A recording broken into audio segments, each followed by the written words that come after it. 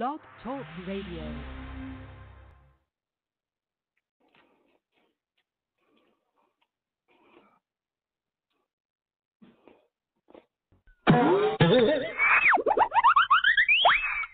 It's time for Anime-zing Radio with your hosts Doug Engler and Brandon Aarons.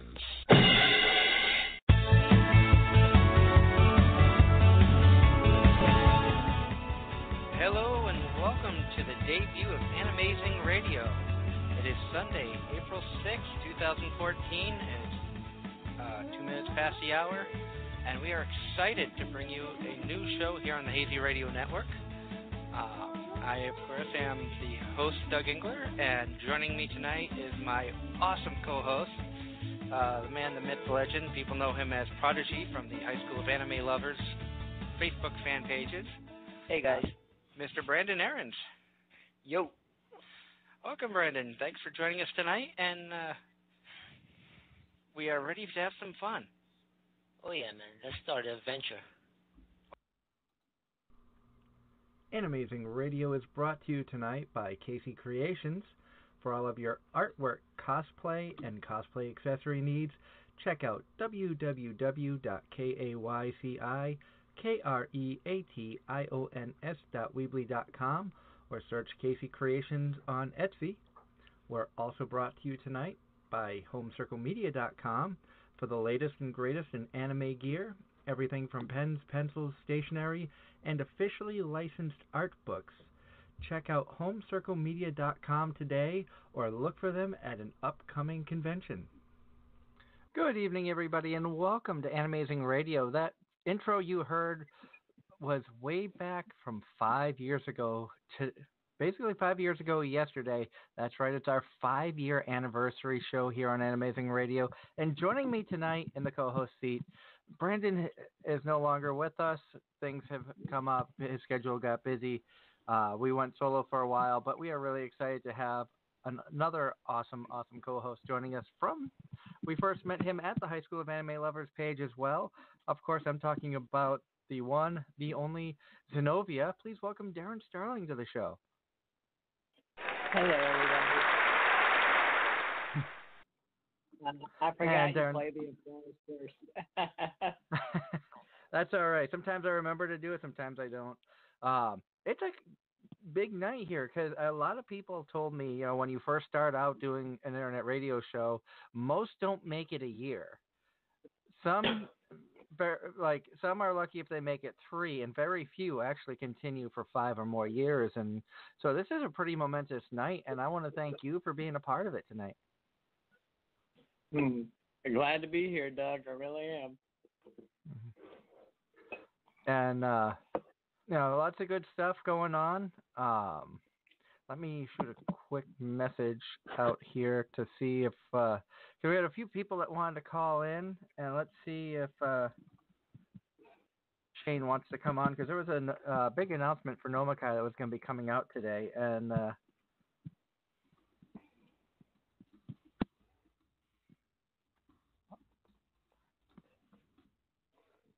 we'll see if we can get Shane to call in and join us here.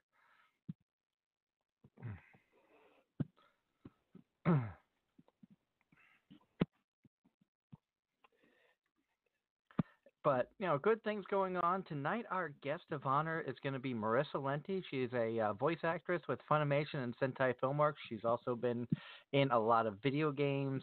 I watched, a little earlier, I watched a little voice reel, year in review visual reel of the character she played in 2018. And because it's been a little while since we've had her on. I think the last time we had her on was our Keijo special. So we're excited about welcoming her back to the show, and it's going to be a lot of fun, a lot of craziness. Looking forward to it, as always. Oh, yeah. Also, in the last segment of the show, we are going to have a couple of old friends calling in to join us for a little bit. Jay Mooers is going to join us as we come back from our 9:30 break. And then about 9:45, we're going to be joined by Gavin Goszka, our proud sponsor. Home Circle Media is going to be joining us as well.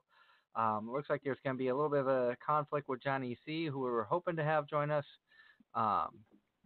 He wouldn't be able to make it until about 8:30ish, which is when we're going to have Marissa on the show with us. So we're going to try to see if we can get Johnny back on the show in the near future. I know next week you are really close at nailing down a guest for us, and I am excited about that. Now it's a friend of yours that we've talked about on the show a few times, right? That should be joining us. Correct. Provided his schedule checks out, he will most likely be joining us. Now, if only I could say the same thing about my own schedule, because I still need to make sure my boss knows I need to be here. Yeah, because you said last week that your April schedule is really screwy, where they had you closing the weekends. So yeah, hopefully everything gets nailed down and we can keep things rolling. Of course. And so we have somebody to bring on. Let's see here. Let's see if we can get a hold of them.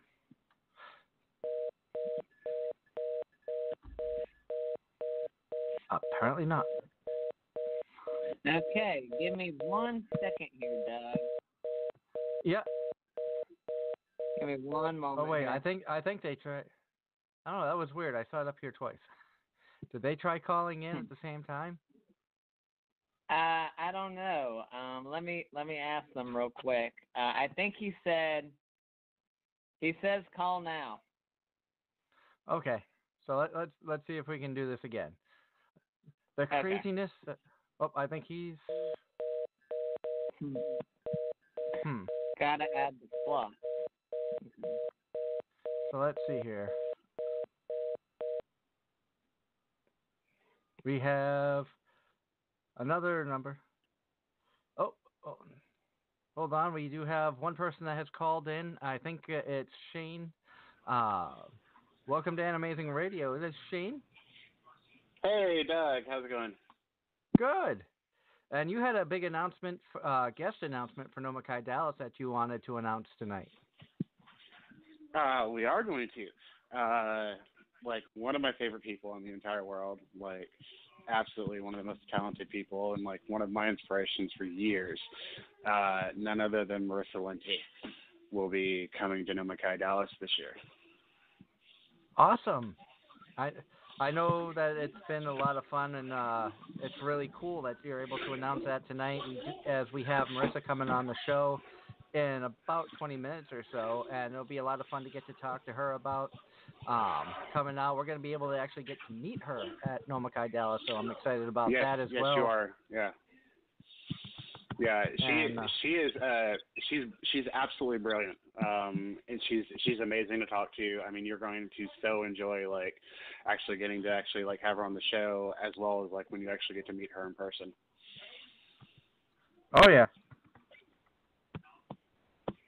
So, we got about 20 minutes. Who else is on? We have I've been like we have our co-host, Aaron Starling, is on with us. We also have... Aaron, how's it going? Hey, Shane. And we've got another caller on the line, so let's bring them on. And hello, and welcome to Anime-zing Radio on the Blog Talk Radio Network. How you doing, man? Hey, it's our first ever host, Brandon Aarons, is joining us. How have you been? I'm good, man. I'm finally back home on the island, so I can finally enjoy some time off. That's awesome. We haven't talked to Brandon in quite a while. It's been a few years. I think last time I talked to you was before we left Hazy.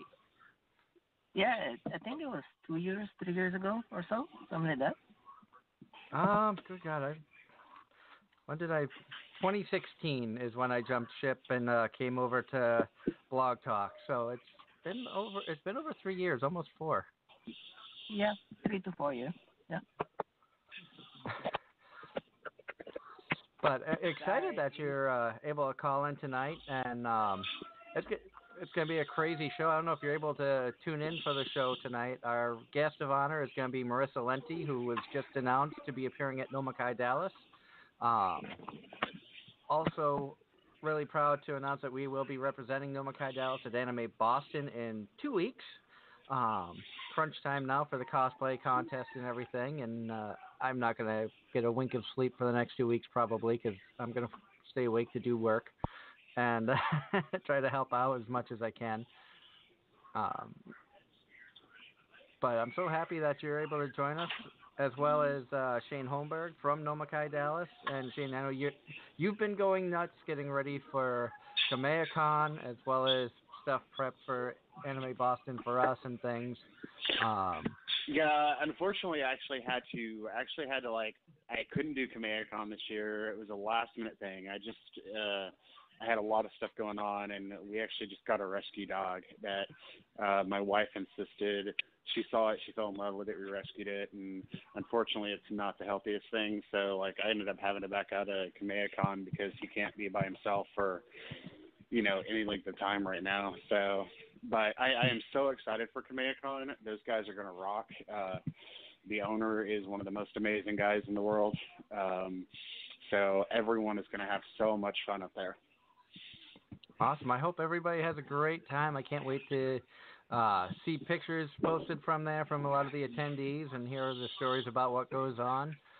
Like we said, Anime Boston is right around the corner, so the nerves are starting and the craziness will commence. But we do have the banner in, which I'll probably post a picture of that up. If not, after the show tonight, maybe sometime Monday or Tuesday, so everybody out there can see what the Nomakai Dallas banner is going to look like. And find us on Community Row. I believe it's right outside the dealer's hall on the first floor at the Heinz Convention Center. So Brandon has taken off. We've thanked Brandon so much for calling in. It was great getting to talk to him briefly. And it's been a while since we've actually been in contact, so thank you, Darren, for having him come on and be a part of the show tonight.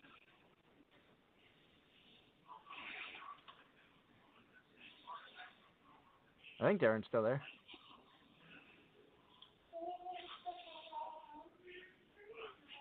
But like I said, it's been 5 years. So much craziness has happened over the past 5 years. As you heard, we started out in the Hazy Radio Network. We have switched homes from Hazy Radio to Blog Talk after about a year and a half.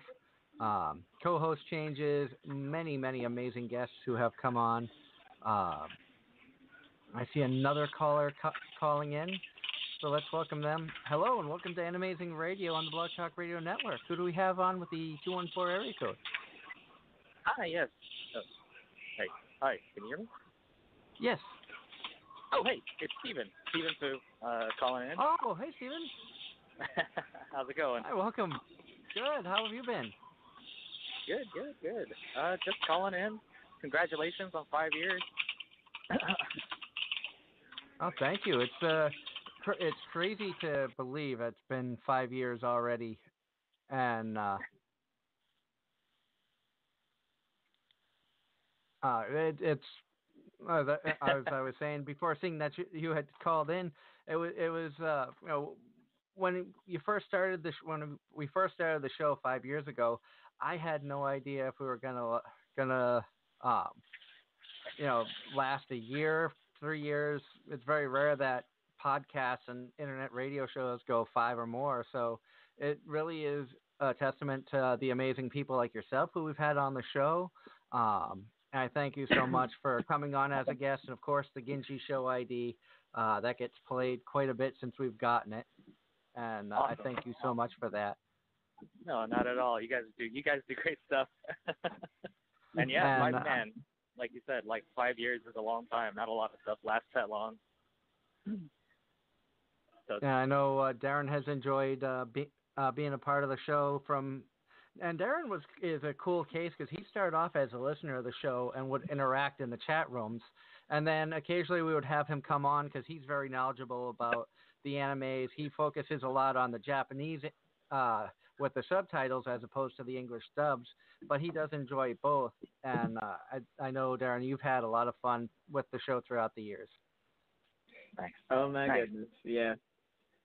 It's just one of those things. You watch shows, getting into the stuff, and then once you realize there's this vast world, and then there's seasonal anime, eventually you get drawn to the seasonal anime, and then you can never keep up. Yeah. Yeah, there's more than enough anime out there for everyone. Yeah. There's a very good video that explains that you're a part of that you can. Oh, go ahead, Darren. I was about to say there's a very good video that explains a lot of this. If you're familiar with the YouTuber Giguk, he has a good video called The Life Cycle of an Anime Fan. Very entertaining, and honestly, it's about the dang truth. I'll have to check that out. And Steven, is there any big shows that you're a part of that you can talk about? I know that they're getting ready to start the spring season, I believe it is, for Funimation, or maybe that's coming to an end, and everybody is excited about Fruits Basket, which has just come out. Is there anything else coming out that you can talk about that you're a part of, or? No, not at the moment. Just some stuff finishing up, like Hinamaru Sumo and Boogie Pop. Definitely check those shows out. Awesome. And on the line with us also, we want to, of course, welcome Shane Holmberg from Nomakai Dallas is on the line with us as well. I don't know, Shane, if you've had a chance to meet Steven before or talk with him, but I have not. I don't think I actually have had a chance to meet Steven. I don't get out much. Same. But I know, Steven, when you were on before, I told you about the convention that we're coming out to Texas for in October, and Shane is the man behind the veil of the community con known as Nomakai Dallas. Very cool. The problem is you keep saying that, like, you guys are just coming out to the convention and I'm like the person behind it.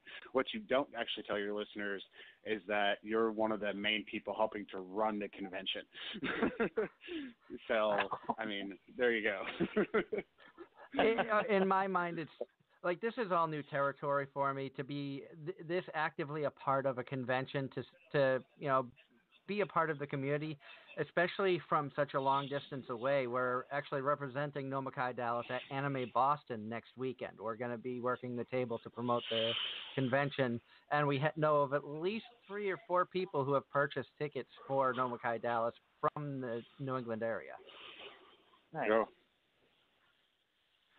Well, I mean, that's the general gist behind it, is that anyone could actually, like, help run the show, Like, I'm more than happy for anyone to actually take a piece of the show, and, we still have, like, real estate available, and they can just, like, come in and grab a piece of it and say, this is mine, and this is what we're going to present, and, go crazy with it. I mean, do whatever you want. I mean, that's the true purpose behind having a community show, is that everyone actually owns a piece of it. Very cool.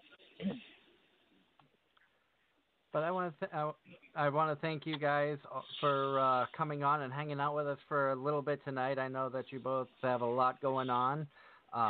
Steven, thank you so much for calling in. Of course, you're always welcome to come on and be a guest on the show, or a guest co-host, or if there's another voice actor that you kind of want to have fun with, poking fun at, or something like that, let me know, and maybe we can try to get them as a guest on the show. Will do. Absolutely. You guys have a good one. You too. Thank you so much. No problem. Bye. Bye. Ladies and gentlemen, the one and only Steven Fu from Funimation, voice actor. He's voiced characters like Ginji from Kakareo. Awesome character. Love the anime. I think it's very underrated. I don't know if we're going to see any cosplay from Kakareo at Anime Boston. I'm hoping so. There's like 3 shows that I really want to see cosplays from, but I don't know if I will. I want to see from Kakareo, Bed and Breakfast for Spirits. I want to see a cosplayer from New Game, because I love that show. As Darren can attest, I'm just like infatuated with New Game. And also, My Roommate is a Cat. I want to see somebody cosplay from that show, especially if they can cosplay Haru. see a full fursuit of Haru, that would be amazing.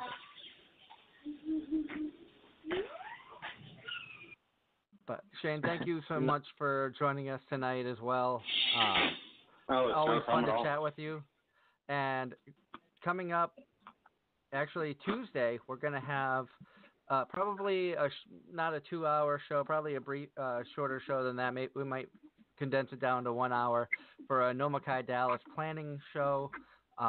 We didn't have one last month. We're just going to have many people come together. We're going to touch base a little bit about what's been done so far, what's in the works, any ideas that people have.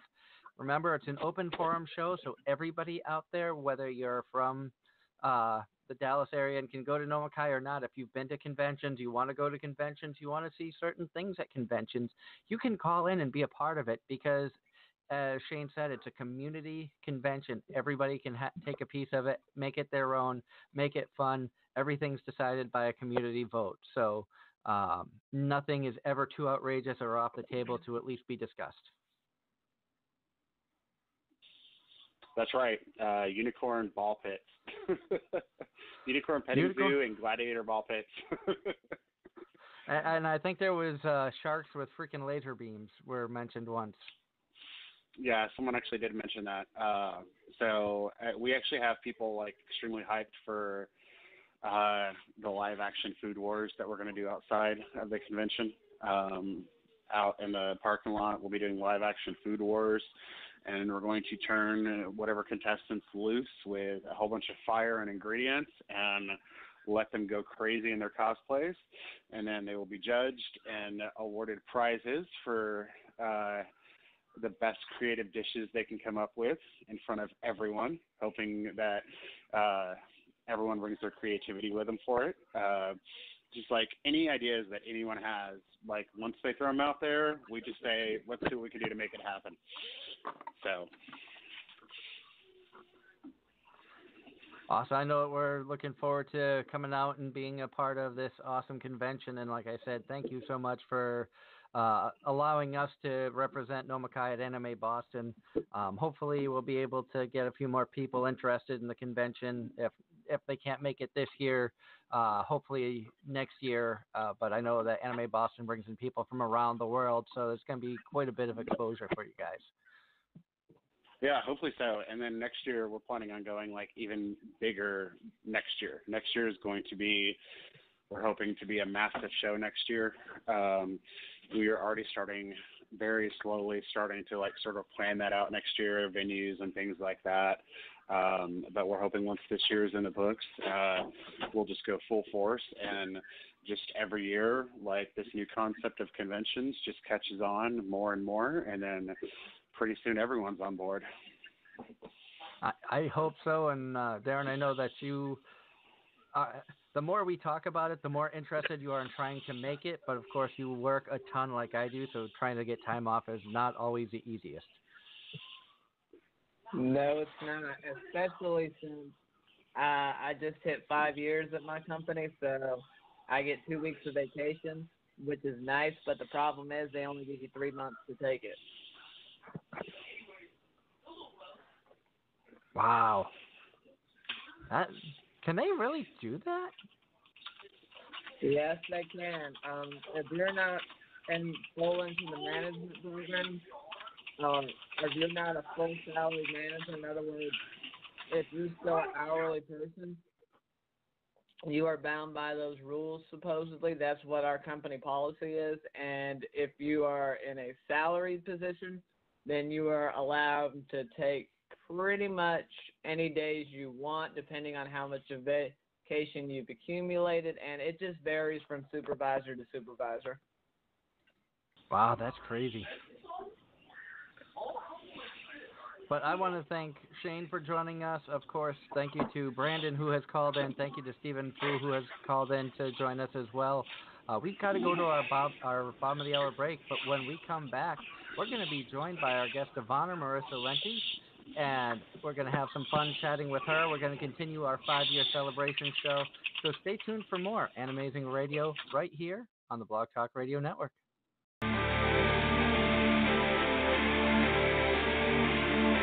This is Totally East and you're listening to Anime-zing Radio.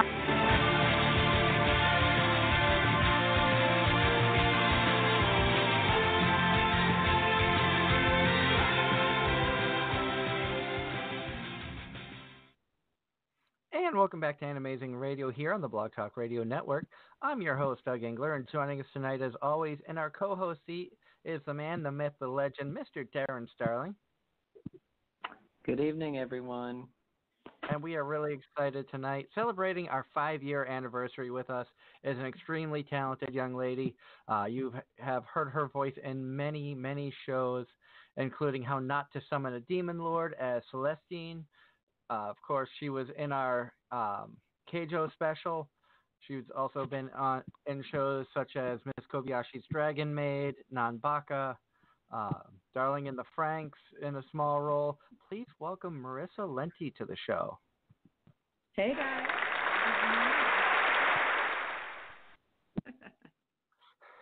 And we are excited that you're able to come on and hang out with us tonight. For our newer listeners out there who may have missed the last time you were on the show, why don't you tell everybody a little bit about yourself? Sure. My name is Marissa Lenti.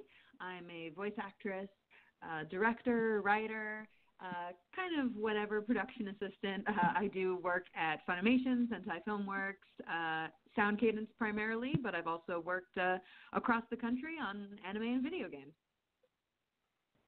That's got to be kind of neat to be able to be a part of all aspects of not just the anime industry, but also, as you were saying, video games and things like that. Mm-hmm.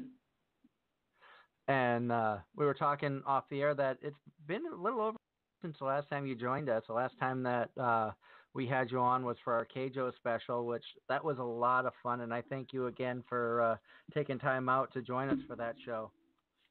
Absolutely. I can't believe it's been over a year. I know, time flies.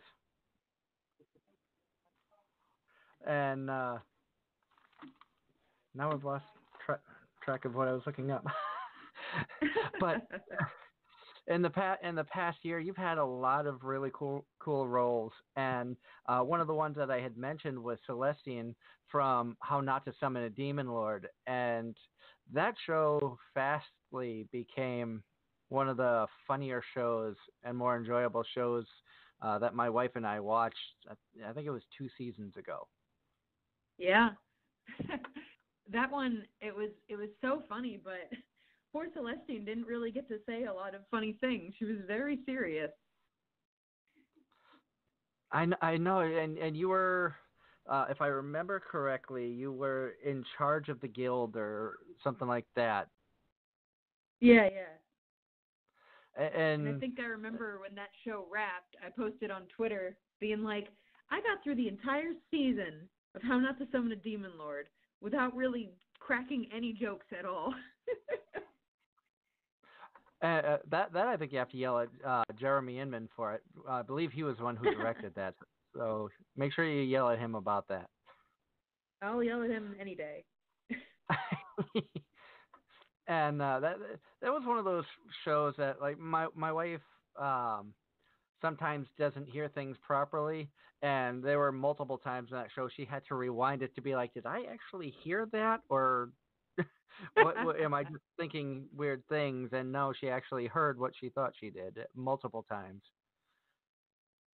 And you also have done a lot of other roles. I know that a lot of times that we've had you on, we've talked about being a part of Keijo, but you've had a lot of shows in the past year, and like I literally just before going on the air, I watched the year in review visual reel that you have up on YouTube, and now it's like I forget some of the characters that was on there, and I feel like an idiot because so much has gone on in the first like 40 minutes of the show already. Oh, sure. I mean, let's see. This year was Arya the Animation. I voiced Alicia Florence in that. My Paladin's character, Xenobuster Ash, came out. It's the 3rd character I've played on there. I think Azure Dragon Sapphire was this year from Heroes of Newerth, and that was my 1, 2, 3, 4, 5, 6th Heroes of Newerth character. Nita from Brawl Stars has been way more popular than I thought she would be. I didn't even realize it was such a big game until it got released, and now I've got a lot of fans who are really into Nita. Bloomin' to You was this year. I voiced Rei Koito, the main character's older sister, and I also wrote that show, and I was really, really into that show. Beat X, I played Tepe's mom, and I was also the assistant ADR director and the project lead for that. I was really proud of that show. And then I announced that I'm going to be in Honey Pop 2, which isn't out yet, but I announced that this year. I announced my time at Porsche. I announced Kokoku. That's brand new. Love Stage just came out, and I'm in that. Yeah, and it goes on and on and on. Oh, Hell from Sound Cadence. I got to voice a werewolf. That was so much fun. So, yeah, I've been really busy in 2018, early 2019. And that's a good thing. And one of the characters that you voiced that you didn't bring up was Chiho School Road when you voiced Madoka. And I think I messaged you on Facebook about if you've actually ever tried, which my wife found out is an actual sport. Kabaddi? Yeah. Is that something Never that you've played ever Kabaddi. looked into? Or? No. It looks a little too physical for me, I think. Cause I think the last time we had you on, we're like, would you do Keijo? Would you actually like compete in Keijo? And you're like, nah, I think I'm good on that. And yeah. So knowing about Kabi, because your character is very eccentric. She's very much a physical character. She likes to wrestle. She likes to have the physical contact with with Chiho and her friend, and then realizes that she wants more. Oh yeah. And when you play characters like Madoka, is it tough to get into that frame of mind sometimes, knowing that normally it's like, okay, I don't want to normally act a certain way, but is it like mentally you have to prepare yourself to be these characters, or has it gotten easier for you? Oh no, I mean, when it comes to like, the way a character acts, I never really have a problem slipping into that. It's just how difficult their voice is to do. And Madoka was really easy because she basically just sounds like me. There really wasn't any adjustment to the voice at all for that character.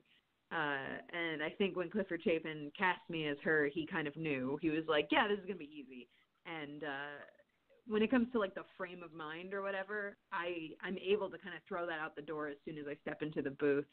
So that's never really an issue. It's just when the voice is very strenuous, but Madoka wasn't. And we have a question that has come in from our chat room from Michael Jensen. He wants to know, what is one of your favorite silent films? Silent film?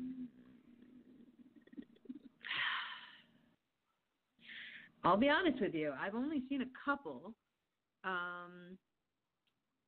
The one that immediately sticks out to me is Metropolis.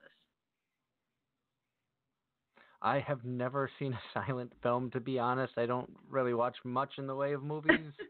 If I got asked, I'd be like, I don't know. I was in a film class in high school where we had to watch silent films, black and white films, foreign films, like all that kind of stuff. That one really stuck out to me. And then we watched the anime version and sort of compared and contrasted, okay, what was the same, what was different. And the themes were all the same, but of course it was told in a very different style. And yeah, that's the one that really stands out to me. Have you seen any silent films, Darren? Not really to my knowledge. If I remember correctly, the only one I can seen that's even can be considered a silent film was during an animated episode of The Three Stooges, I think from back in the 80s, that I found on a cartoon reel on one of my videos. That they actually were playing the instruments for a silent film.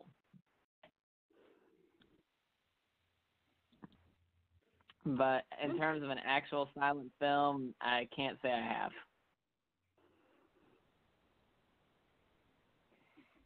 Now, I know that you probably get asked this a lot, Marissa, but what got you interested in acting and voice acting?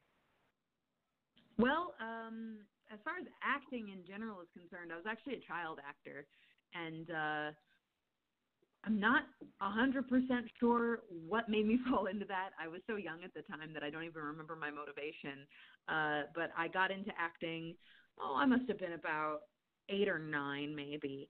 I did a lot of theater. I did a lot of on-camera stuff and film, commercials mostly, and then I sort of fell out of it. I got self-conscious. I didn't want to be on camera anymore, and it wasn't until I was in college that I was really getting into watching anime with my friends, and I was like, oh, the people that are doing these English dubs, they're probably actors, just like all the stage and film actors that I used to know. And that's when I sort of started getting interested in voice acting. Because at the time, my degree was supposed to be in costume design, and I had been doing seamstressing for about a decade. But I was starting to get to the point in my college career where I realized that I didn't want to do anything anymore, at least not as anything more than a hobby. And so I was looking for something else to do with my life, and just so happened that I was watching enough anime at the time that I was like, oh, wait a second, I could go back to acting, but here's a form of acting where I don't have to be on camera. And that was sort of the inception. And I've asked multiple actors and voice actors that we've had on the show who have gone from theater and on camera. Is it easier to be a voice actor, or is it more difficult? Because in my mind, I picture it being more difficult because on stage and on screen, you have your whole body to bring a character to life, whereas a voice actor, you have to rely on your voice and subtle changes and notations of how you say certain things to really bring these characters to life. Yeah, it can be more difficult in that way, but the things that make voice acting easy are, well, A, you don't have to memorize a script. The script's right in front of you the entire time, and oftentimes you're seeing it for the first time, which can be a little bit of a challenge in itself, but the fact that it's right there in front of you and you can think about what you're going to say is a huge plus that makes it way easier. And then, of course, you have your director, whereas for stage, the director is going to help you through the entire rehearsal process, but then they sort of have to set you free and hope everything goes well on, the night of the play. But with voice acting, your director is sitting there and you guys are talking back and forth and you're figuring out the character as you go, and the director is giving you insight and telling you what's going on. So in a lot of ways, it's much easier because you are sort of sequestered away from the viewing public until it's perfect. Nobody gets to hear a voice acting performance until you and the director are both happy with it. So in that way, it's a lot easier. It's a lot more safe as a way to create art because you get to work on it and you get to sort of, be in the weeds with the director, and then you come out the other side and it's recorded and it gets to be that really perfect, really polished performance for all time. I mean, as long as the director's good.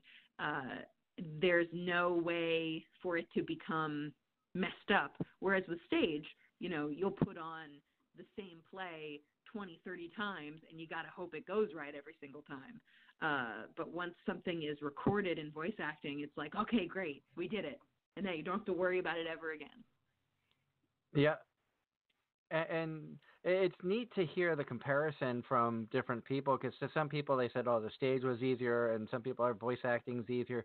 And as you said, when you're voice acting, you're in the booth, you make sure that you have it just the way that you and the director want it. Are there times when you've gone into the booth and for whatever reason, whether it's just, something outside of work and the personal life has affected it, or something just struck you funny and you spent like 20 minutes laughing at something? Have you had those moments in the booth where it's just really difficult to record a session for a character? Oh, sure. but I'm usually pretty good about not letting my outside life follow me into the booth. I'm usually pretty good about dropping it and just sort of recording. The hardest thing, though, is when you're sick, because with the way simuldubs are recorded, you just because you're sick doesn't mean you can take the week off. You have to go in and record your character. I remember when I was working on Nambaka, I went in one week and I could do, the character has two voices, her low voice and her high voice. And when I was sick, I could do the low voice all day. It wasn't really hard because it's very natural for me. But then Aaron was like, okay, let's switch over and do the high voice. And I was like, ah! And he was like, you're sick, aren't you? I knew it. And I'm like, no.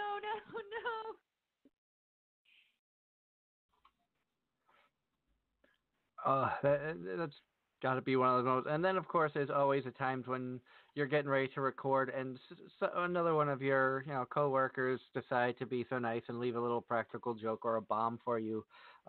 Which I've talked to multiple voice actors who are like, so and so is really good at leaving a bomb. I think Jeremy Inman was one of the good ones for leaving bombs for people.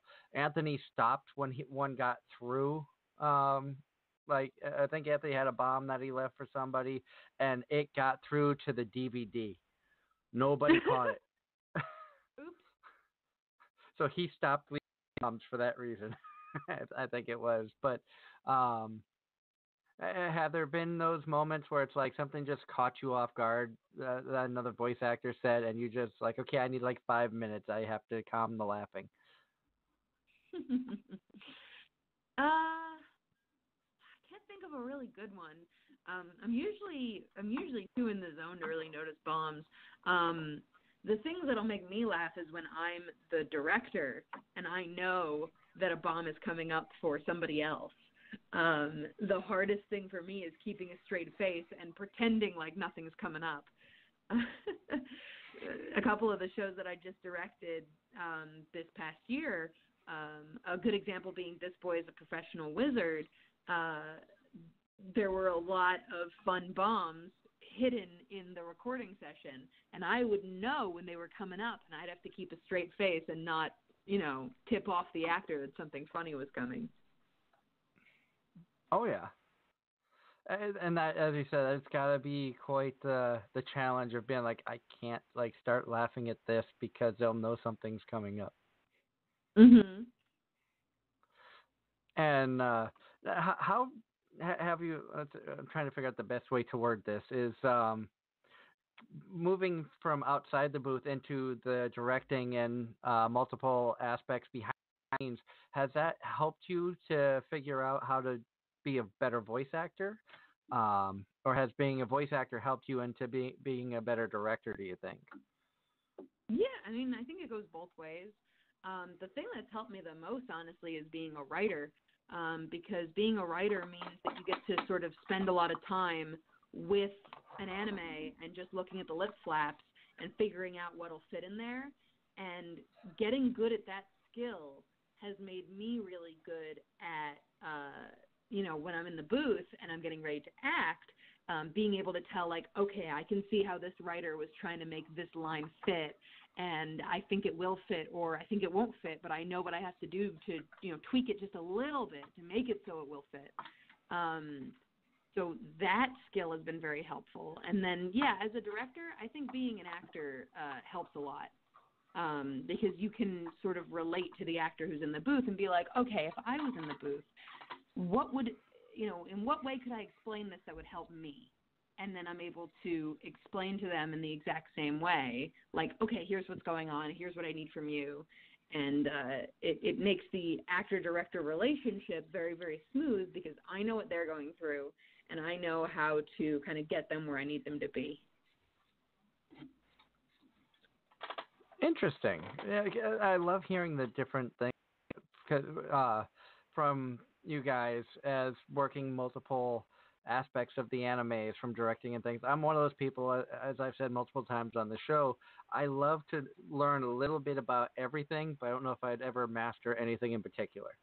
I'd love to be able to go to Funimation at some point and see how the magic is made. I would love to not just talk with you guys as voice actors, but I'd love to talk with you as a director, you as a writer, and find out more so of what goes on behind the scenes. 'Cause I know Darren feels the same way, that a lot of times that the script writers, the ADR translations, everybody behind the scenes, usually you don't get a lot of credit aside from a quick blurb across the screen as the credits are rolling at the end of the anime. But you guys deserve a lot more credit because you put in a lot of legwork behind the scenes to make the magic happen, to make sure that the animes run smoothly, all the sound is good, the scripts fit the anime, whether it's a comedy, whether it's a drama, it's serious, it's horror, whatever genre it is. You have a big responsibility as a scriptwriter to make sure that you are staying true to the original creator's creation, which is a task in and of itself, I'm sure. Oh, sure. And you guys do a phenomenal job with that. So I want to thank you for being able to do multiple jobs with Funimation, not just the talented voice actor, but knowing that you do the directing and things like that, and not just Funimation, Sentai and the video games and everything else that you're a part of. Well, thank you. Yeah, I mean, I never foresaw myself being a writer, but Sentai really did give me that opportunity and let me run with it, and I sort of became the go-to, surprisingly enough, for romance titles. And I never really foresaw myself as being that kind of person, but I'm very blessed to say that when it comes to fan response, it seems like people really, really did like my scripts for Tada Never Falls in Love and Bloom Into You, which are both romance titles. So I was really blown away by that and really glad that, my work touched people in that way. Obviously completely bolstered by the fact that those are just two fantastic shows to start with. But it is a genre I never thought I'd get to be a part of, and it's a job I never thought I'd get to do. So bringing those two things together has been very surprising. And it's got to be a lot of fun, too, to be able to expand your knowledge of the industry. And I know a lot of actors, and I'm sure you feel this way, that you like to challenge yourself, try to get out of your comfort zone more, because, A, it helps you grow as a person. It helps you grow in your craft of being an actor, voice actor, and it helps you to better understand the whole community, which, for me, it's an honor to be able to do this show and have done it for the last 5 years, because I've been able to get to talk to people like yourself who I admire, I look up to. I love the work that you've done as voice actor, and I need to familiarize myself more with the scripts that you've written and some of the animes that you're a part of now, because I haven't watched a ton of Sentai Film Arc stuff, because of lack of time right now, but also I know High Dive carries a lot of Sentai Film Arc stuff, and I'm just now getting back into some of the High Dive titles. Yeah, I mean, it used to be that Sentai titles were difficult to watch because they weren't streaming anywhere, but High Dive is really changing that. And it is surprising how quickly they have bolstered their catalog. I mean, it is pretty much all of Sentai's, backlog of stuff, which is really, really cool. And they're sort of really getting on board with it super fast. So, Love Stage, which I wrote the back half of that series, and I played some very small parts. It seemed like only yesterday I was down in Houston recording it, but it's already available on High Dive, streaming dubbed. So, they're really stepping up their game as far as streaming is concerned. I think my wife's been watching Love Stage. She's been telling me a little bit about it. Amazing. So she said she finished. She said she finished it. So I told her that you wrote part of it. And we've got to go to our top of the hour break. But when we come back, we're going to have more with Marissa Lenti. Of course, Darren Sterling's on with us as well. And in the last segment of the show, we're going to have some friends calling in to join in on your celebration as well. So stay tuned for more Anime-zing Radio right here on the Blog Talk Radio Network. Hi, This is Ginji from Kakurio, and you're listening to Anime-zing Radio on the Blog Talk Radio Network. And welcome back to Anime-zing Radio here on the Blog Talk Radio Network. I'm your host, Doug Engler. Joining us in the co-host seat, of course, is the man, the myth, the legend, our good friend, Darren Sterling. Hello, everyone. And we are really excited tonight in the guest of honor chair. We didn't scare her away in the first segment. She's hanging out with us for the full hour. We are so excited to welcome back Marissa Lenti to the show. Thanks, guys. And thank you again so much for coming on and being a part of our 5-year anniversary show. Basically, it was 5 years ago yesterday was our first ever show, April 6th of 2014. I played the original opening to start off the show. I bypassed our normal one and went back through the archives and edited out to get the first ever intro. And so it's kind of surreal to look back and see where we came from and to just hear the difference from our first show of Anime-zing Radio to where we are today. Are there times you've looked back through your career at some of the early recordings you've done in video games and anime compared to where you are now and been like, I can't believe I did that, or I should have said it this way?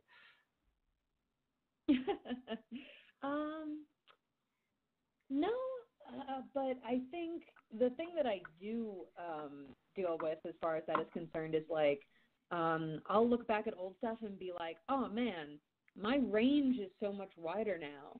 Like maybe I could have played that character a little higher or a little lower. Because more of my characters were sort of around my mid-range when I first got started. And it wasn't until I was a couple of years in that I started pushing my range higher and lower. But at the same time, you know, if I book a character using my mid-range, then obviously that's what the director wanted. So there's none of my roles that I could really go back and be like, oh, I would have changed it because obviously the director liked it the way it was. But perhaps if I had been experimenting more with my range, I would have been booking more earlier on instead of it kind of building up and building up and building up. I think about that sometimes. And are there times when you sit back and yourself, does it ever amaze you to see where you are now based on some of the stuff you've done in the past? Did you foresee yourself being such a well-known voice actor, director, even back when you were doing acting as a kid? Well, when I first got started, I never could have dreamed of doing as much directing and writing as I do now. The stuff especially that I've gotten to do with sound cadence, I'm so grateful, but I'm also like just so floored because it's so cool to be behind the scenes and doing all this staff work, not just writing and directing, but stuff as simple as like production assistant where I'm, you know, putting together documentation and legal stuff for getting dubs done. Like, it's really cool, and I really, really enjoy it, but I never could have foreseen it. When I first got started, I was just doing, you know, voiceovers out of my college dorm, and it was mostly indie games and commercials, like small commercials. And I had no idea that it could grow into what it is now and as quickly as it did, because I feel like I've been really blessed with a lot of opportunities where some people, it takes them a very long time to sort of hit that stride. So I'm really, really grateful, and I never, ever could have predicted, because my career has gone in all sorts of strange directions that if you had told me, you know, at the beginning of my career, like, hey, you're moving to Texas, but you're also going to get to fly to LA and New York to do work, I would have been like, what? Like, you know, I'm moving to Texas, and I assume that I can only work in Texas. And it's like, no, you can fly all over the place. Never could have seen that coming. And it's got to be a good feeling to know you've put in a lot of hard work. Obviously, you didn't just fall into where you're at now. You've put in a lot of time and effort. A lot of blood, sweat, and tears have gone into your career as an actor, your career as a voice actor, your career going into script writing and production and things like that. And does it kind of feel rejuvenating or make you feel good about, I put all this time and effort in and I'm getting for all of this? Sure. I mean, the thing that makes me feel the best is when I've been working on something and working on something and working on something, and I've had to keep it quiet, and then I finally get to announce it. Like, that's the best feeling in the world, is to be like, hey, everybody, like, this is a thing I've been working on for months or even a whole year in some cases. And the fan response of just people being like, oh my gosh, like, I'm really excited for this, or I can't wait to see it. Like, that's the coolest thing in the world. And on that aspect, it's going to be tough with the NDAs where it's like, you have information and you're a part of a project that is going to, that the fans of those shows are going to go absolutely nuts over, but you can't say anything even when you're at a convention and you talk to thousands of people and you're like, I can't say this, but I want to, but I can't. And I have times like that when I'm working on stuff for the show or things like that. And it's like, I want to announce stuff, but I can't. Like, I actually talked with Shane leading up to the show tonight about whether or not you'd officially been announced as a guest for Nomakai Dallas, because I didn't want to start talking about it when it wasn't an official announcement, even though I knew that you were coming on, Howard Wang, and we know quite a few of the other guests that are going to be on there, but there are some that haven't been announced yet. Mm-hmm. I mean, it especially right now. I'm sitting on so many NDAs. And I mean, that's just true of a voice actor's life in general, is that you're always probably sitting on at least one. But I have been going absolutely insane with the current projects that I'm working on. And I'm so excited for the day that I finally get to talk about them. Especially since it's a very varied pool of stuff. I think that people are going to be really hyped once these finally start rolling out. Well, what do you think, Darren? Is your phone muted again? Sorry, I was zoned out for a minute. Something popped up on my Facebook feed. What was the question again? Just getting your opinion about, what Marissa was talking about. All the different things that she's a part of, and then most of it she can't talk about because of the NDAs. Yes, honestly, those types of jobs aren't for me, and because I have a hard time keeping my mouth shut sometimes. There are some things that I know I have to keep my mouth shut about, but honestly, I'm the type of person, when I find out good news of something that's interesting and I know friends that are into the same thing, I can't keep my mouth shut. Even though I have been entrusted from time to time with some stuff, because I do technically work for Funimation unofficially, but it can be really hard.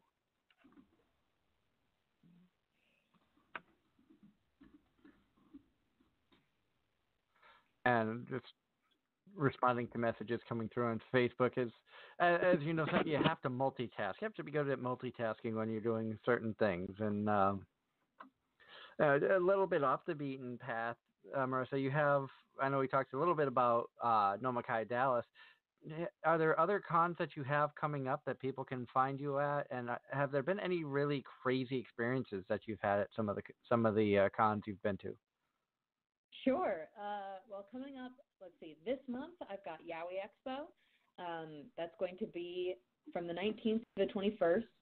I'm going to be on panels with David Wald talking about the Love Stage dub and my work on it. And then I'm also going to be screening some of the titles from the Konodan collection, where I was the director and scriptwriter for most of the titles on that disc. It's a compilation disc of boys' love stories. Then in May, I've got Anime-Minneapolis from the 24th to the 26th, obviously in Minneapolis. And then in September, I'm going to be at another Anime-Con from the 27th to the 29th. And obviously Nomakai is right there in October from the 12th to the 13th. So those are all my upcoming cons for this year so far. I mean, that only goes into the fall, so who knows what else could pop up. And a really crazy experience at a convention. I mean, thankfully, most of the conventions that I've been to as a guest have been very well staffed, so nothing catastrophic has happened, which is good.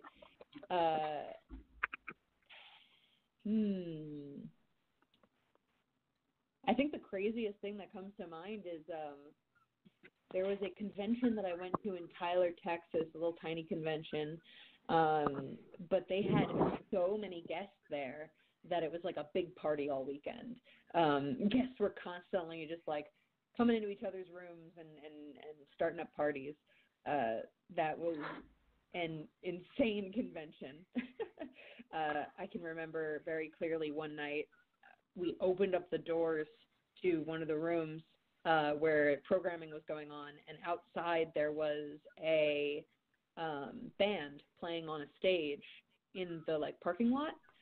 They had like a stage set up where various guests could go up and sing and play music, and we just got to like enjoy the music coming into the room from outside. So that was pretty cool. Interesting, yeah. I've heard stories, and sometimes I go through and I'll watch like different panels and stuff on YouTube because everybody's got a camera phone now. Everybody records panels and things like that, unless they're asked not to. Right. I know there are plenty of 18-plus panels that recording is forbidden, and that information stays there. It's for the entertainment of the presenter and the attendees, and no. I think one of the strangest ones I heard, I forget what con it was at, but I know that like Colleen Klinkenbeard was on the panel, Tia Ballard was on the panel, and two others. And they're like, "What is your worst injury that you have gotten?" Have you had any questions like that? Any of the panels you posted, like just off the wall, oddball questions?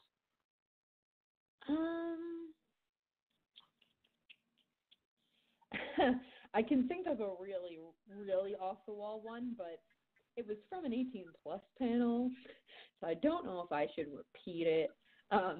But I remember it was a Voice Actor After Dark panel, and it was after that question that somebody on the panel, I forget who it was like, maybe we should keep these questions away from our personal lives. So it definitely wasn't Tatum. No. No. I've been to enough of his 18-plus. I know J. Michael Tatum has been a staple at AAC for many years, and we have attended, I think, the last 4 years, maybe the last 5 years of AAC, and his 18-plus panel. For anybody who's out there, it's a must-go-to. If he's at a con near you and he's doing his 18-plus panel, go to it, have fun. It's quite a great experience. But if you're easily offended by things, you may want to steer clear. But it really, if you have an open mind and things don't really bother you, it's a great time and a lot of fun to go to. Have you yourself hosted any 18-plus panels? Do you put on stuff like that yourself just for fun, where you can just kind of let loose and not worry about censorship or things like that? Make it a TVMA panel as opposed to, as I call it, the daytime panels for the kids? Yeah, we have a Voice Actors After Dark panel that I've done. I don't know if I've ever been the host. I mean, usually those are group panels, so there's like a couple of us. And it's just an excuse to be able to do a normal voice actor panel, essentially, except you can tell dirty stories and curse. I would like to eventually, once I have enough material, have an 18-plus panel where I show blooper reels from titles that I've worked on. Because usually you have to cut the really raunchy stuff out of the blooper reel for the Blu-ray. Anything that's like too much can't go on the official blooper reel. You can only put it on an unofficial, not safe for work blooper reel, and those you can show at conventions, but pretty much nowhere else. So I'm hoping that once I have a couple of those stored up, I could maybe make a panel of just showing those off, which would be a lot of fun.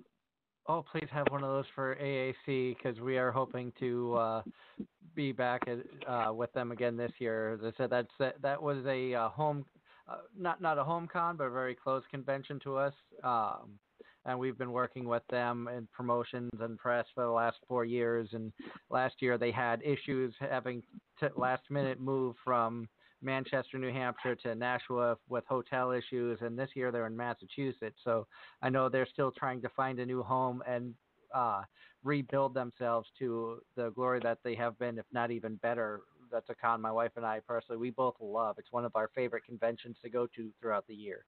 So I really hope that we're able to make it again this year, and I hope you have a great time coming up to the Northeast and wonderful Massachusetts, which by that point in time we're actually going to have moved from Mass to New York, upstate New York. So. Yeah.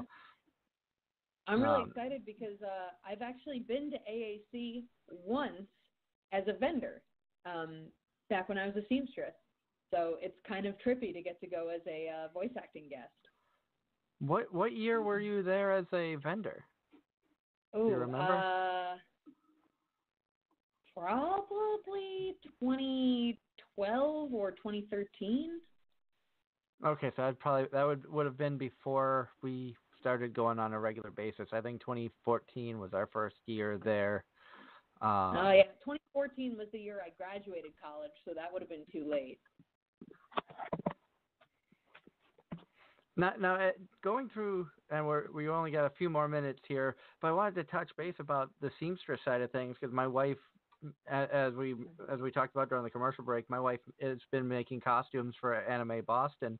Do you yourself cosplay when you go to some of these events? If you're not a guest, you just feel like going to a con, do you cosplay? Do you dress up and have fun as a fan, or?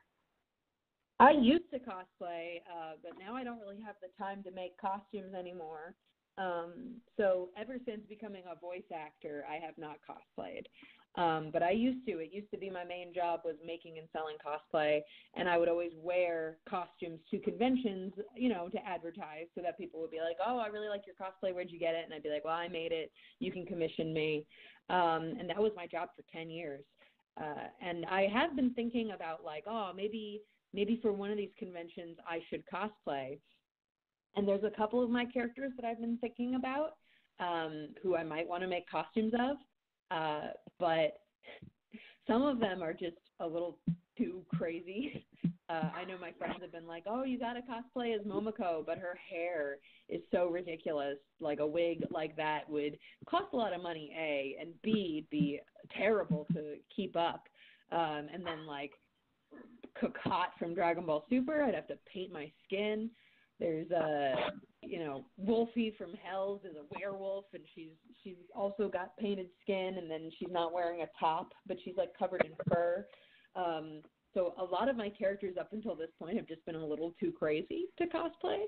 But I've got a couple coming down the pipe in spring and summer that I think are maybe potential candidates for my first cosplay of a character that I voiced. My vote out there is for Chiaki from Gamers. Yeah. Gamers was a fun one. I love Gamers. I did enjoy Gamers. And we do have a caller on the line. Let's bring them on. 954 area code. Welcome to Anime-zing Radio.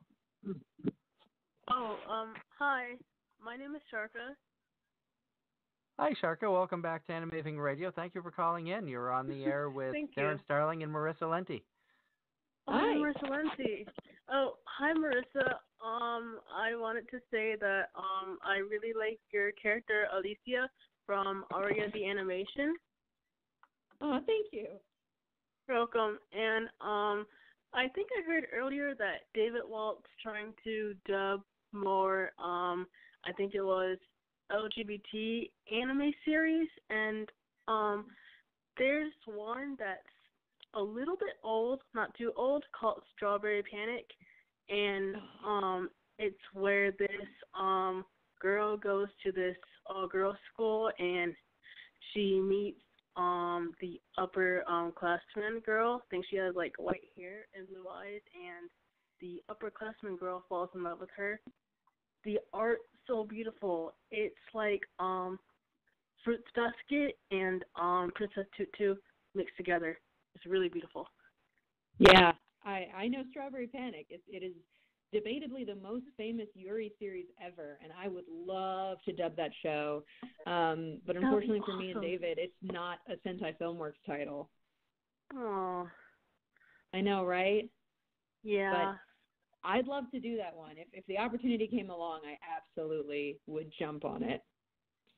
Yeah. Awesome. We are just about out of time, Sharka. Thank you so much for calling in again. It was great to have you be a part of the show. And stay listening because we're going to have some more fun coming up in the last segment of the show. Okay. Nice talking to you. Thank you. Nice talking to you. Bye-bye. Bye.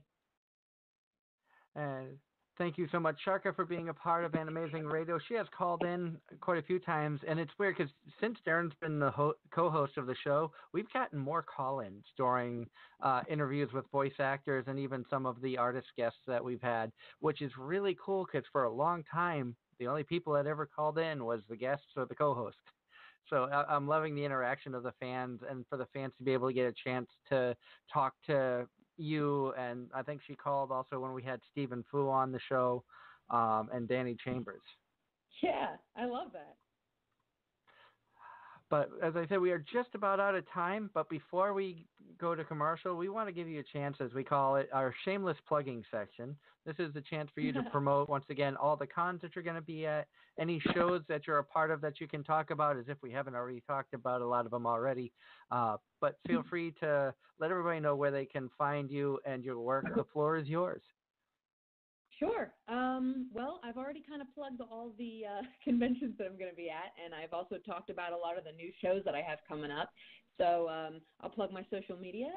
I am at Marissa Lenti on almost all platforms. You can find me on Instagram, Twitter, and Facebook.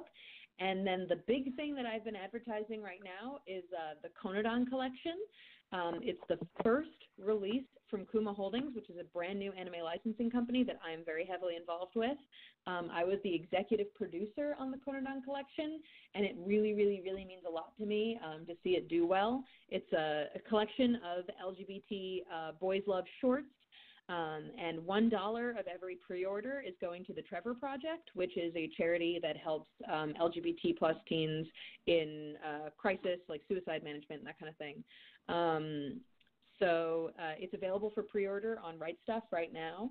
And I've really, really, really been pushing for people to pick that up, not only because I'm super proud of the work that I've gotten to do on it as far as being the director, the producer, and the writer for most of the titles on there. But it's also got some great talent on it. Some of the main stars are Howard Wang, Alejandro Saab, Damon Mills, Ryan McKeon, J. Michael Tatum, Amanda Lee, Brandon McInnes,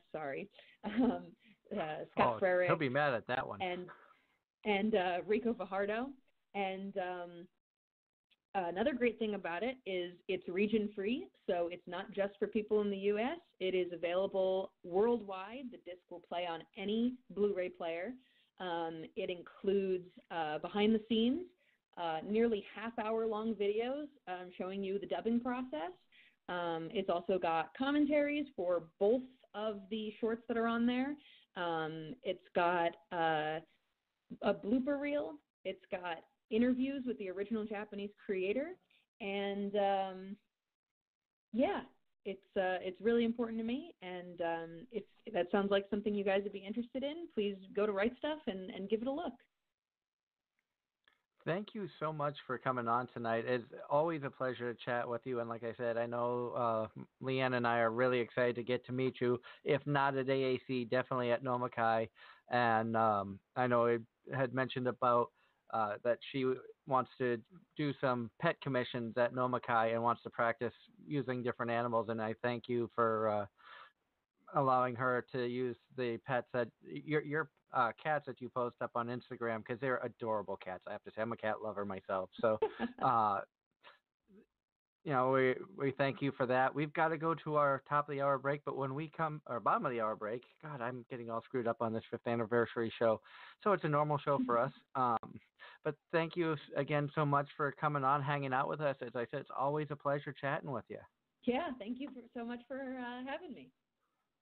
And we've got to go to, as I said, to our commercial break. When we come back, Darren and I will be joined by some other special guests who are coming on, some good friends who are coming on to say congratulations about 5 years. They want to be a part of the show as well. And these are some awesome people from the Northeast area. So stay tuned for more Anime-zing Radio here on the Blog Talk Radio Network.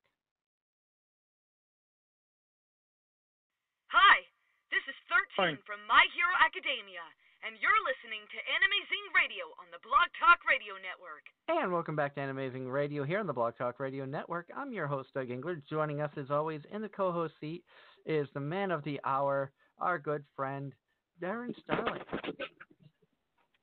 Hey, everyone. And once again, we want to thank Marissa Lenti, Stephen Fu, and everybody who has joined us so far on our 5th-year anniversary show. It's crazy to think this show has gone 5 years. And we have a double shot of guests who have come on. These guys are legends in their own right, good friends of the show, good friends of mine personally, some of the greatest people you could ever meet at a convention. One is very high energy, and one is very high class with the way he dresses, and their artwork and comics are phenomenal. So we want to welcome Johnny C. and Jay Moores to the show. Hello. What's up, everybody? I'm sure you guys weren't expecting which one's the high that. energy and which one's the high class. I think that's probably. I think they're both you, Johnny. I'm just backup. Yeah, he's back up. I'm your hype man, though. You are everyone's hype man. You are the hype man. That's true. That's fair. That's Everything fair enough. you say is a catchphrase. It's Pickle Rick. Yeah. Johnny said that first. Yeah. I'm good for a good quote every so often. The story behind that one, Darren, was Vermont Comic-Con, not last year, but the year before. Leanne had a Pickle Rick original piece that she had done, and Johnny came by the table. Johnny was doing the PA for the event, and he came by the table. We showed him. He's like, hold on, I'll be right back. And he ran over to the microphone and just screamed over the microphone, it's Pickle Rick at the Casey Creations table. And so for the rest of the second half of Saturday and all day Sunday, we had people come by to see the Pickle Rick piece that Leanne had drawn. It was like the last piece we sold. It was the last piece that was sold at the event, and one of the staffers at Vermont Comic-Con bought it because they couldn't find which artist had it. Oh, wow. But Johnny is high energy and an awesome. You both are awesome guys and I honor the friendships that we have developed over the years. And I know you guys both have been busy. Johnny, you've got a shorter time frame than Jay does, so I want to give you a chance just to promote the comics, the coffee, everything that you have going on. Yeah, definitely. Well, I mean, as far as the Pickle Rick thing, I was just trying to do whatever I could to help friends out. You know what I mean? But as far as first and foremost, thank you for having me on. I mean, 5 years of doing anything has to be commended. That's very respectable, and I appreciate you taking the time to have me on to talk about what I do. That's pretty cool, and congratulations overall. Thank you. Definitely. But if you haven't heard me on here before, I produce comics. I have Surrounded by Death is a cross between Mallrats and a bed. That's the best way to describe it. And the first story arc involves them running out of a very specific resource that everybody loves in the mall that they live in. This resource is a very specific coffee blend. So the leader takes it upon himself to venture into a dangerous portion of the mall that's blocked off and filled with zombies and more. And I actually partner up with a local roaster here close by me, and we produce the coffee blend from the book. So I kind of taking my my story and my concepts with my artist Joe Martinez and my co-creator Mark Elliott, and kind of bringing a little bit of surrounded by reality where people can read the comic and drink this coffee blend. It's 2 parts vanilla and 1 part French roast, and always freshly roasted. And it's really good. I've had it. I can attest that it is really good. Once he gets it in K-Cups, we'll probably become bigger customers. Yes, I'm still developing different things. So behind the scenes right now, I'm working on what Starbucks is doing with the nitro infusion. If you go to a Starbucks right now, you can get used cold brewed coffee, which when they pour it into a cup, it cascades just like how Guinness does. And it's like the most velveteen coffee you can drink. And it's just amazing. And I'm trying to do that to my coffee blend. So that's one thing I'm working on right now. But K-Cups has always been like the mass market and produce that. It's a little bit challenging on my independent level, but I haven't forgot about doing that. Oh, yeah. And, of course, we have Jay Moores on with us, a very talented artist and comic creator in his own right. And, Jay, it's always fun having you on the show.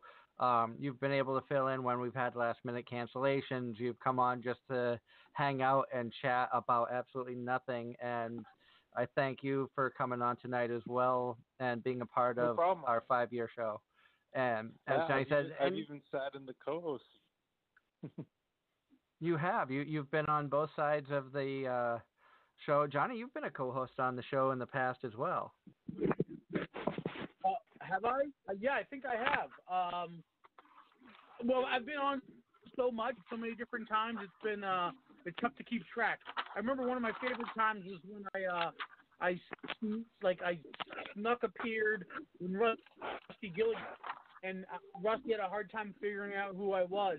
And the clue that put him over was the last time I saw you, I was in the bathroom in Saratoga. And then he instantly remembered me. If we can share old stories from the show. And I know that you were co-hosted on a show with Megan Shipman as well. Yep. Actually, I think both of you have co-hosted on a Megan Shipman show. Probably. I just love. Oh yeah, we're always lurking around the shadows here. And coincidentally, me and Jay actually are collaborators as well. We have a comic we worked on together for. Why is his name escaping me right now? R.W. Martin. R.W. Martin. Why did that escape me? Oh my goodness. R.W. Martin called Agent 57. Oh, I have not heard about this one. He's a cosplaying secret agent. It's a comic series about a cosplaying secret agent. And if anyone knows who R.W. Martin is, just imagine him as a secret agent, because that's exactly what it is. I was going to say, so he basically has a comic about himself. R.W. Martin. We haven't had him on the show yet, but you can find him at a lot of the conventions in the Northeast. He is somebody who probably carries 70 or 80 cosplays in his car with him at all times. You can find him dressed up as anybody and everybody. Just some of the ones he has done in the past. Oh yeah, he's done. He's been like one of the characters from the old TV show Chips, which I loved growing up. I watched that all the time. He's got the California Highway Patrol uniform and everything. What are some of the other ones that he's done? He's done so many. Oh, he's Indiana Jones, Han Solo, Ernest. Dr. Detroit, very deep cut, that Dan Aykroyd movie where he plays a pimp. Yep.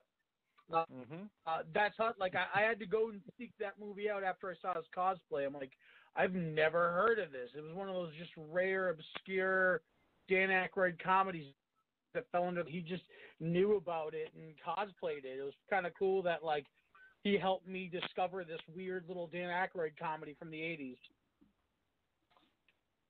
Yep. So he's at so many of the New England shows. You'll find him going around playing characters, and you might see him as 4 different characters during the day.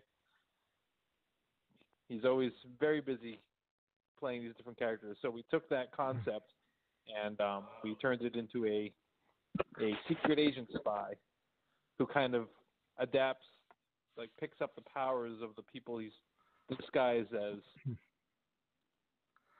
Awesome. he goes through his spy capers. Yeah, it's like a little bit of like Get Smart meets a little bit of like Wad, and just wrapped in like R.W. Martin. So like it's kind of like funny and cheeky and like but a little bit admirable, and I don't know. It's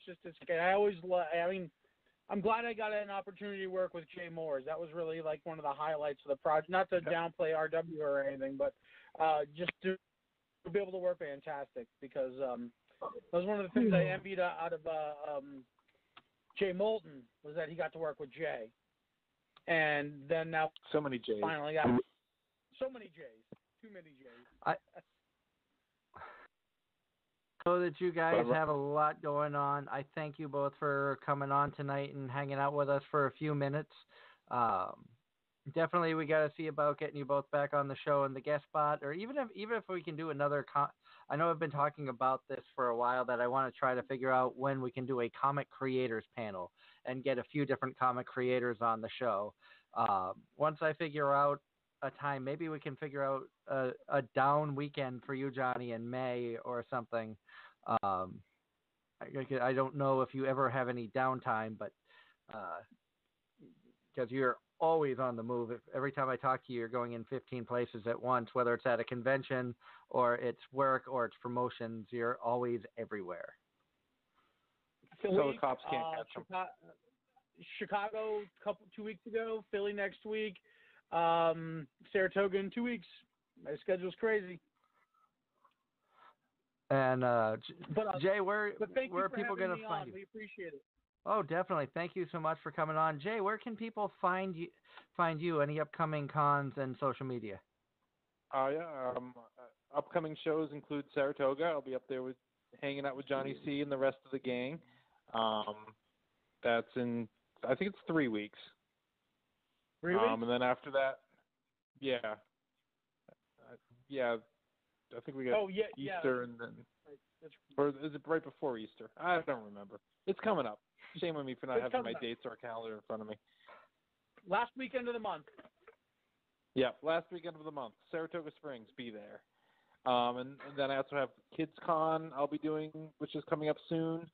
Haverhill Public Library Comic Con, which is it's actually a Comic Con that's in my hometown, so I'm going to go back to where I grew up and see a bunch of people that I probably haven't seen since high school. So that should be interesting. And awesome. Those are, I think, the shows that I have that are coming up fairly soon. Thank you both for joining us tonight. We have our next guest coming on now. You guys have a wonderful night. Like I said, we'll be in contact about a possible creators panel when I can figure out some dates when we can all work together. And all the listeners out there, keep an eye on facebook.com/Anime-zing Radio for updated schedules. I'm going to try to get better about keeping that schedule updated.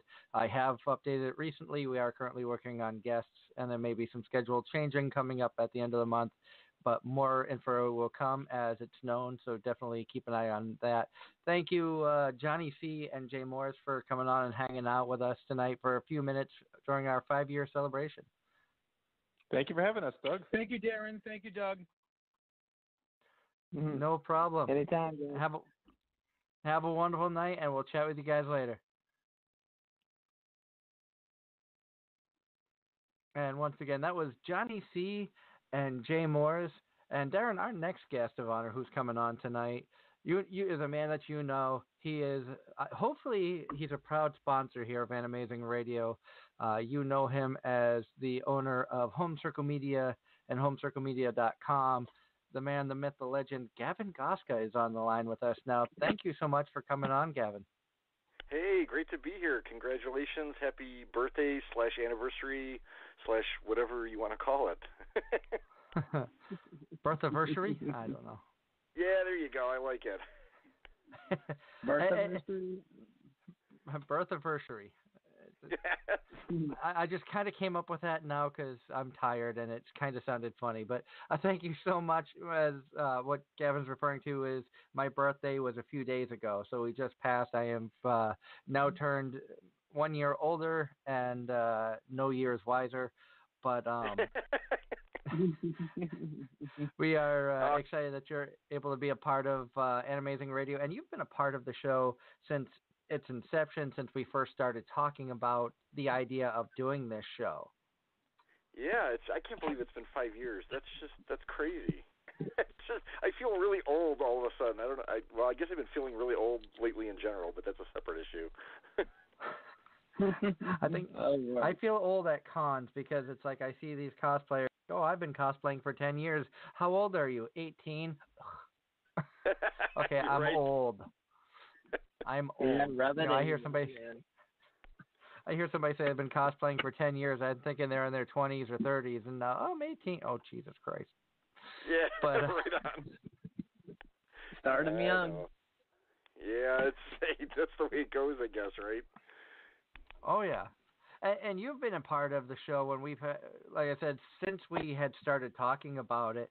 When I first approached you about Anime-zing Radio, and I'm curious, I don't know if I've ever asked you this. What was your first thoughts about me being like, hey, I want to do an anime-related talk show, and I would like you to be a part of it somehow? And, of course, as you know, throughout the years, we have always appreciated the prize packs you've donated to us for giveaways and that have gone to conventions for cosplay winners and things like that. But what was your first thought all those years ago when I was like, I'm going to do an anime-related talk show? Do you want to be a part of it? It was really cool to see you wanting to do that, and it was of course something that I immediately wanted to be involved in some regard. But yeah, I mean it's a cool format. I mean it's great that you can bring all these different guests, not only the voice actors and stuff, but also even outside of anime and stuff, and get a chance to get some insight as to what their lives are like, and like from a business standpoint, and kind of their experiences and everything. I don't know. I immediately thought this is cool. I mean, this is I hope it takes you very far, and and everything, and here we are 5 years on, and no sign of slowing down. I see, right? I have no plans of slowing down. There might be a small hiccup come the end of summer with the move going on, and that hiccup is all going to depend on how quick we can get moved and we can have internet access at the new place when we do one and we do have the move go through, because we are moving to Plattsburgh, New York at the end of the summer, and Plattsburgh, New York, the official site of the only time that both of my sponsors have been at the same con at the same time. Yeah, right. That's kind of scary, actually, but yeah, that's very true. And it was great to go out to dinner with you. I know we've talked about that in the past on past shows when you've been a part of it. But it's kind of neat to see how you have grown with Home Circle Media. When we first were talking, you were delving into figures, which you've kind of fallen away from. You still get minifigures from time to time, and you've gone more towards art books, puzzles, things of that nature. So it's really neat to see how Home Circle Media has changed through these 5 years as well. Yeah, I don't know. Some of the changes have been kind of more circumstantial. Just I don't know, some personal preferences. Like the figures, I always loved carrying figures. I mean, it was fun to see what was out, and some of the sculpting that some of the companies like Alter and Kotobukiya and stuff do is just phenomenal. It's like art basically. But they were, and this is probably going to sound really lame for anybody that's not worked a convention, but they were always a pain to pack. I mean, it's like the hardest thing to pack is you want to make sure that they stay pristine and the boxes are in good shape for collectors and everything. And it would just take so long to pack those at the end of a convention. So that was a lot of what drove me to kind of get out of it. Plus, there's an awful lot of toy dealers, and I kind of was split with what I carried. I always did the art books. Well, not always, but it was one of my older product lines. I think I started with like pencils and buttons and pins and stuff. But I just looked around and you see like what other people are carrying. It's like, well, there's plenty of people representing the figure, kind of sector, and they're doing it very well and stuff. So I'll just kind of focus on something else. But I don't know, and it's weird too because like I've noticed market changes, just just different buying trends and what people are interested in. Of course, the audience has changed. When I got into this, it was more of like a college age, audience for most of the conventions, and I've kind of seen the audiences getting progressively younger and everything, and it's interesting. It's interesting to kind of look back on where you start and then where you are at now, and kind of, I used to carry that, and boy, we used to do this and that, and all these different things. But it's been fun. It's been a learning experience. Certainly made my share of mistakes over the years, but you hopefully learn from them and just kind of move on and grow with it. Oh, definitely. And you've had the opportunity of going to many conventions throughout the U.S. in which you meet some interesting characters, and some of them you get to become friends with when you attend cons on a regular basis. And I know, Darren, you said you're looking forward to seeing Gavin. Is it next month when he comes down? Correct. It'll be the next to last weekend in May. It'll be Memorial Weekend. Yeah, Anime-zing. Looking forward to that show. That's always one of my favorite shows. Just good times. And I know, Darren, you said you were excited about having a chance to chat with Gavin at least one more time before Anime-zing. And I don't know what our schedule is going to look like after tonight's show. I know that you have guests in the waiting that you're just waiting on confirmation for next week. And then April 21st is Anime Boston, so we're not doing a live show on Sunday night, April 21st. I am looking at doing an Anime Boston review show, a special on the 23rd. I don't know, Darren, if you'd be available or not. If not, that's okay, because I know that you wouldn't have been able to attend Anime Boston. So I may do that and bring in some people who were at AB as well. And then after that, the schedule is pretty wide open with the option of the 28th. I may not do a show on the 28th due to helping my mother move to all of her stuff down to Pennsylvania that weekend. Okay. I'll probably pop in for that show. I don't know how much help I'll be, but I'll probably pop in. They only get me good on the weekends. The weekdays are pretty much all AM shifts. And also, this Tuesday, as I mentioned in the first segment with Shane, we're going to have another Nomikai Dallas special.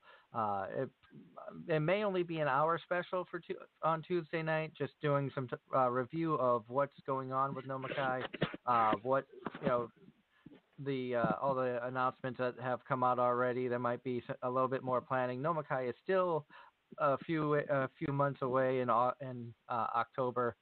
But I know, like tonight, we had the announcement of Marissa Lenti being a guest at Nomikai. I know that there's other things that have been talked about, so we're looking forward to doing that.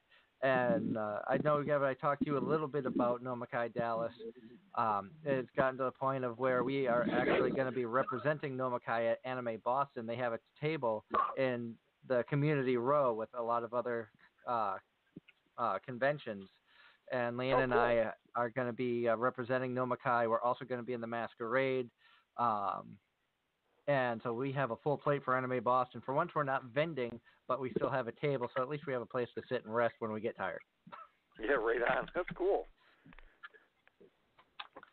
But we are almost out of time. I got the 90-second warning in my ears. So I want to thank everybody who has been a part of the show tonight.